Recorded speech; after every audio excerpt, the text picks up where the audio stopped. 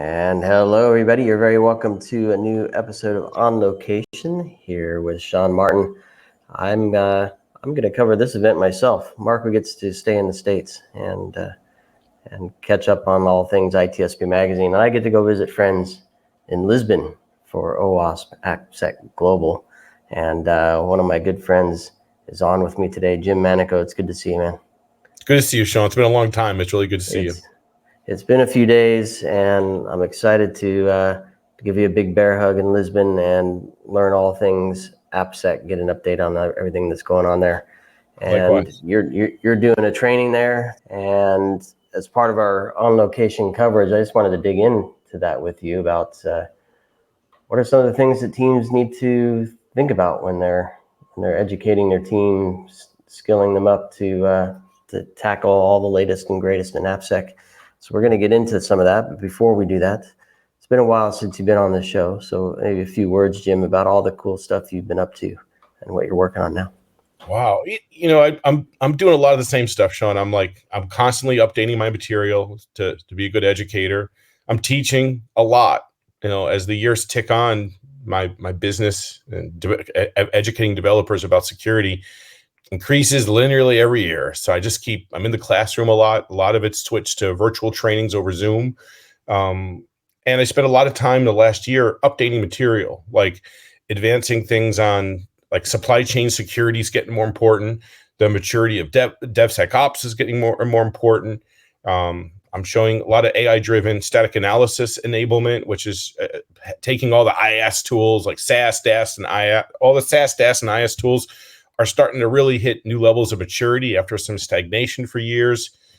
API security has advanced a lot. JSON Web Tokens is now way more important than traditional session management, supply chain security, cloud security, zero trust architectures, quantum resistant crypto. The list goes on. So I'm doing a lot of content refresh the last year to make sure that content is in a good place. I think the biggest change is AI security is starting to become a really big deal. AI for code generation, the OWASP top 10 for large language models. It never ends, Sean. It never ends. All the content updating and the research part of my job, that's the fun stuff. I really enjoy learning myself. I'm a teacher. I'm also a student, always learning new things. Yeah. That's what I love about you, Jim. And so you mentioned... So you referenced the OWASP top 10 for LLMs, which, and you didn't mention the traditional top 10. And I'm wondering, let's start here. Have we reached a point, I know the answer is no, but have we reached a point where engineering teams have a handle on like the traditional vectors and weaknesses that get thrown into code? No. No. All right. I mean, by the time I get brought in, the company wants change. They're going to put me in front of developers for a couple of days in large number. That means they're already at a state of maturity where they want to do developer education. So I have a jaded view of looking at teams that already care about application security in some way. But I mean, the schools aren't teaching it in a very mature way, and so I'm still sometimes teaching a couple hours of SQL injection in 2024, and because that's what customers ask for. I usually build my classes very custom to each class. Every class is different. It surprises me sometimes, but I'm still talking. The OWASP top 10 is super relevant. Number one is access control. That's something that's really an unsolved issue. There's not a lot of good tools to build it out. Do a lot of custom stuff. Scanning tools can't really address access control. Another one of the top 10 is authentication. That's not going away. Identity providers are not easy to integrate with. If you build it yourself, it's non-trivial. Crypto is becoming more important. It's being asked for more in privacy in other engineering standards, but and the cloud providers are making it easier, but it's still hard work to implement crypto solutions, right? So like all the basics in the OWASP top 10 are still critical today, very much so. I'm looking forward to the next revision of it, don't get me wrong. But even though I was top 10 it was like December of 2021, I still get asked to teach that on a very regular basis. I change the material to update to new things, but still important. The basics are still critical. Yeah, absolutely. And I'm wondering, the thing that's in my mind is kind of the development process. I know there's been a lot of change in containers and delivery across multiple cloud service providers and different internal environments. Has that impacted, or I guess, are teams focused on learning that stuff because that's just the way the dev's going, and therefore security is getting traded off? Or what do you think? Talking the biggest change in software development life cycles is embracing DevSecOps, and the tools to implement it are getting a lot more mature. Like GitHub capability for DevSecOps is extremely mature at this point. And out of OWASP, we have like Defect Dojo, a big open source DevSecOps platform that's also extremely fine-grained and extremely mature. So I think the difference is the tools are getting mature, but more people are doing it because there's a lot of intrinsic value and continuous integration and continuous security testing. I like what I call mean DevOps, Sean. I like mean DevOps, where I let developers, do a PR and then we kick off a bunch of scanning, but I don't let my developers merge until they pass some battery of security scanning, because I'm a little mean, Sean. I'm mean. It upsets developers at first. But once they get past the initial impact of it and they start cleaning up their mess, it's just the way to do business. And it really does help security assurance be driven, at the left of the dev lifecycle. Earlier is cheaper.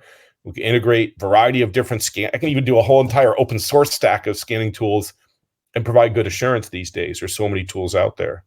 But there's no one way to do it. That's the thing. It's experimentation. Like SQL injection, Sean, parameterize your damn queries. But rolling out DevOps, there's an infinite number of ways to roll it out with different nuance, and it's experimentation with your team that brings a win when it comes to that.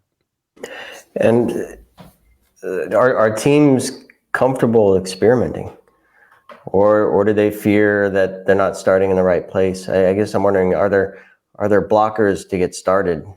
Is it a cultural thing? Is it we're just not sure? Therefore, we don't know where to start. What's going on? It's usually management. Is management going to support it or not? Is management going to provide the resources? Because maintaining a pipeline takes some savvy these days, right? And you got to give developers time to handle the initial impact of doing some more stronger forms of DevSecOps and try out different tools. And it's non-trivial to roll out because of what a high impact it has to teams. And usually the major win factor is, do you have management buy-in, to like tech management buy-in to make these moves? And do you have the expertise on your team to like really maturely manage a pipeline? And again, it's non-trivial, especially when you have a large team, or especially you have a product with a lot of security backlog and you have dates you want to hit. And now you want to like change the process fundamentally to DevSecOps without missing dates. So that can be non-trivial. It takes a little time to adjust, especially if you have a backlog of security problems. Then you flip on DevOps and run some security scanning for the first time. You got to handle that backlog. That's non-trivial at all. Yeah. I can recall back early days when I was at Symantec. I was fortunate enough to lead the team moving from an ad hoc waterfall to more of a formal waterfall, then over to agile. And I led that company wide, that effort, and it was a challenge to get buy-in. And of course, the process is how you communicate, how you report, all the different teams. You have QA, you have QA engineering, you have engineering, you have programming, all the teams, product management, all this stuff. It's not just a developer flipping on a DAST or a SAST and getting the result and fixing it back, right? Exactly. And agile, you're releasing like on a sprint cycle every couple of weeks usually. And now move to DevOps. If you're really doing continuous integration and continuous deployment, now you're deploying 10 times a day. Whoa, that's that's sometimes a culture thrash that, number one, some people are not ready for, and two, some people just can't tolerate. Like you go back to Etsy, one of the first big DevOps shops, they DevOps and did CD many times a day, continuous deployment on their like web code, but they're like credit card repository. That was not DevOps. That was more waterfall.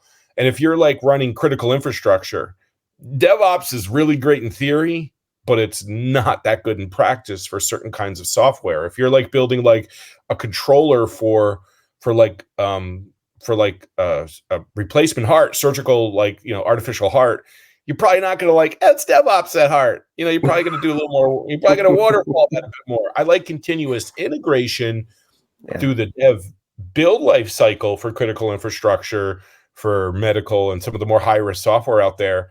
But continuous deployment, not so much for certain kinds of software. When I need really certain levels of assurance, I need to do really thorough testing before I push live. And like, I got schooled the other day by my girlfriend in a really good way. She's a computer scientist as well. She's, I'm a PowerPoint jack. I'm a researcher and I'm a PowerPoint jockey, and I'm proud of it, Sean. I'm great at PowerPoint. My girlfriend, she actually, runs a big team. And like, I'm like, keep your libraries up to date. Keep your libraries up to date as my supply chain mantra. And I had a few people. I had a German engineer I was teaching recently, and my lady, and they're like, yeah, Jim, how about FIPS? FIPS is not going to even let me deploy cryptographic module updates fast. How about them apples? Or how about compliance? Or every time I update a library, I got to go through assurance because of German law or because of infrastructure regulations. And like, yeah, you can cry all you want, update your libraries, boo-hoo-hoo. But sometimes these things called reality, law, and the risk posture doesn't allow that. And so, I've been schooled. I love getting schooled on stuff because you know what I do? I immediately integrate it into my material and, try to take the lessons I've learned and pass them on. But this stuff is not there's always an exception to the rule. That doesn't mean we can roll free of rules and completely lawless and Wild West in our development. One of the things that I've always, and I can't even imagine today with the number of releases that go out, but user stories or use cases that you're validating the function of the application against, and also the error handling, which I lump in the security stuff as part of the error handling. Does it do what it's supposed to? Does it not do what it's not supposed to? Does it, that whole thing. When I was in quality assurance, keeping track of all the use cases and the user stories was difficult, even in a waterfall, because they're all piling up. You release the code, you test them all, you validate them. You might skim some off, but when you're doing a continuous integration, continuous deployment, testing all of them all the time, and I put security in this as well. How do teams get a handle on that these days? Are there tools to help with some of that, or?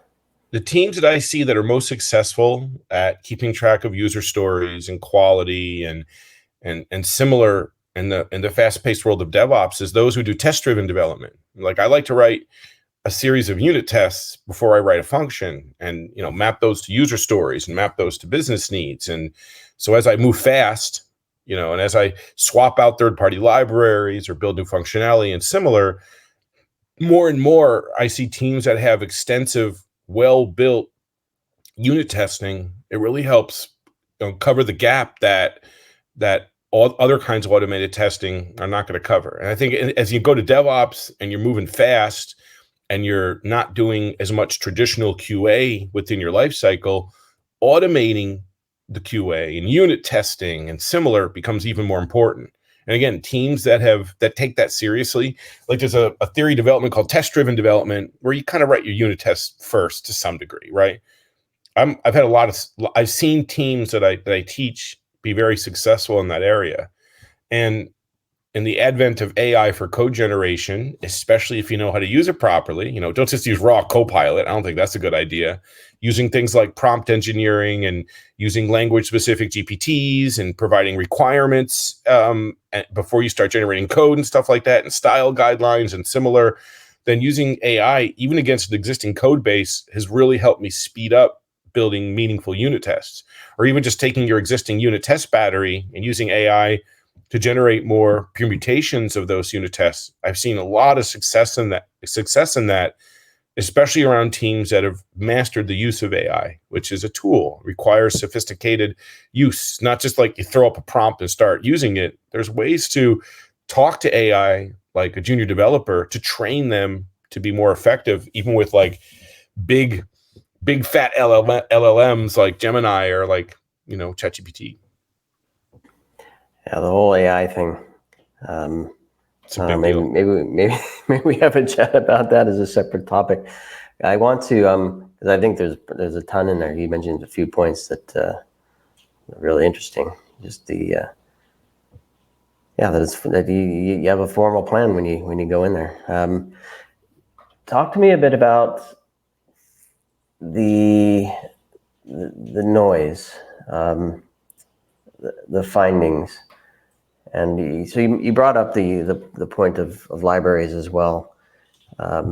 So we can identify vulnerable libraries. Those need to be updated, or outdated libraries. Those need to be updated. We write a bunch of code. We find a bunch of stuff in there. How are teams kind of grappling with the amount of noise that they're dealing with? Horribly. It comes down to a prioritization, right? There's no easy answer, Sean. Like the average software that developers are maintaining is mostly legacy. And even just a few years ago, the philosophy was, throw a bunch of libraries in, who cares? And now all of a sudden you're doing security scanning, got a big backlog of security problems, and you do some third-party library scanning and it lights up because you haven't had a culture of updating your libraries, and you haven't had a culture of vetting libraries for their real need in the first place. You got hundreds of libraries and legacy software. Now security is forcing you to update it. You know what the easy win here is? There is no easy win, right? GitHub went through a multi-year process to remove all of their many third-party libraries. Took them years to wean it down for a piece of software like GitHub. So, and then there's regulation that limits you from updating at some places, and it's just painful, Sean. And so, I can talk about it if it's a fresh app. I'm going to be really judicious about picking a third-party library because I understand the impact of it now. I'll even go as far as writing unit tests and a wrapper class around my third-party libraries so I can swap them out for other functionality and test to make sure I'm not breaking anything. So it's just, unless you're on a new project and you're taking a lean third-party library approach, legacy software, you got abandoned libraries, insecure libraries, low quality libraries, and you're depending on this stuff, and you're trying to do a quick update and there's no update, and you got to do it because of security problem. And now you're going to spend huge amounts of time to update your application in some way without any net functional benefit. And that just burns developers out. And so honestly, there is no clean win here, Sean, for a lot of other reasons I can talk about if you want. Yes. But I want to take you here first. Because maybe it's a fantasy. I've had the fortune of building a platform for a solution in the past, and I'm big on platform engineering as an idea or in a model. Is there a way for that to kind of do what you say, where you're abstracting a lot of the stuff, you're able to build unit tests around things and put a layer between the things that are doing the work and the environment within which it runs and is built? Is there a role for platform engineering to, because yes, you update the library and you're spending weeks or months kind of revalidating everything. If you can kind of get ahead of that now and do something fun, like build a platform with some abstractions and some containers and something, I don't know, am I in fantasy land? Well, if I'm picking say Spring or Django or some kind of big framework, I can't really abstract that very easily. I've made a choice. This app is on a certain framework. I'm gonna have to live with that. But as I start bringing in utility libraries, like for applied crypto, string manipulation, at a variety. I'm trying to parse some kind of like high trust object in medical, and I have all these different utility libraries. I want to pick that stuff up front if it's a new project as best I can. And then I do want to abstract them because I may want to like block one function and write it myself. I may want to swap out some functionality and have multiple libraries support this. I may want to write it myself someday and get away from the library. So I've had a lot of luck writing a facade pattern around my third-party libraries. So I'm not directly coding to that library. I'm coding to like an abstraction, again, that lets me handle some of the inners on my own flexibly, with flexibility based on what's happening. I have to do a rapid update. Maybe I block a function and go live.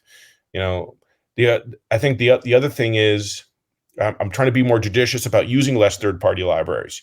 And also, if I'm going to build some kind of like wrapper class around my utility libraries, I can do really good unit testing at the wrapper level and then swap out innards and still make sure that, I'm satisfying why I'm using this library from a unit testing point of view.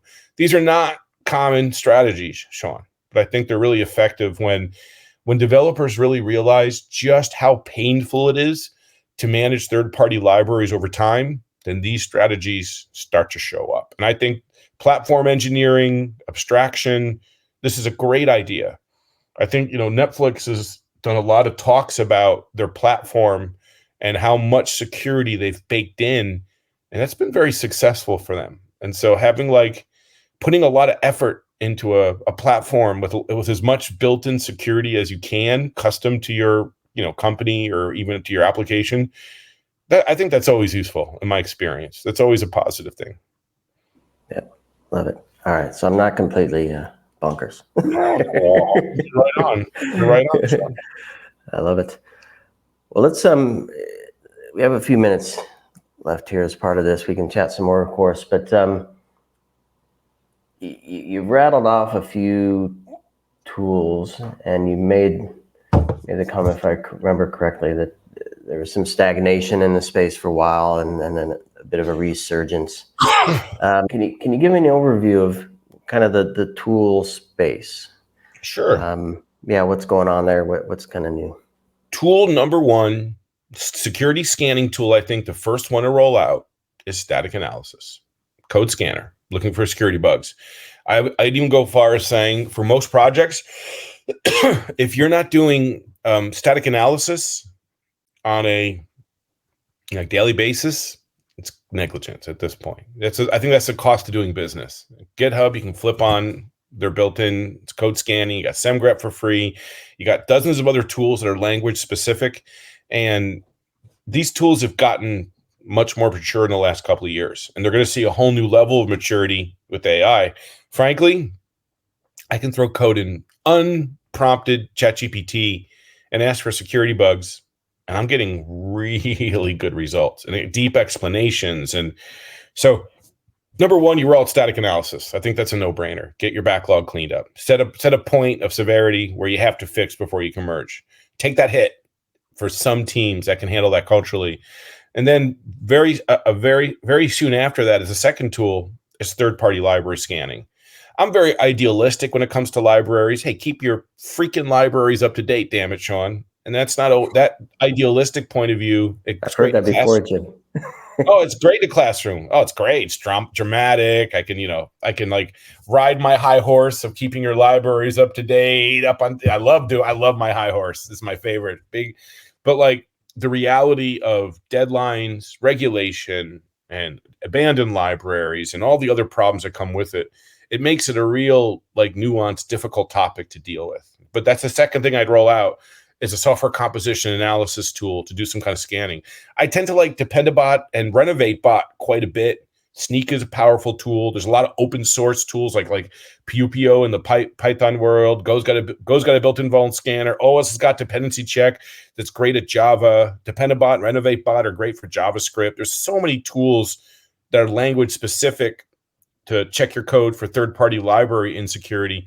That's the second tool I'd roll out. DAST. DAST started our whole industry. That's like the attack scanner, right? That our whole industry started with that.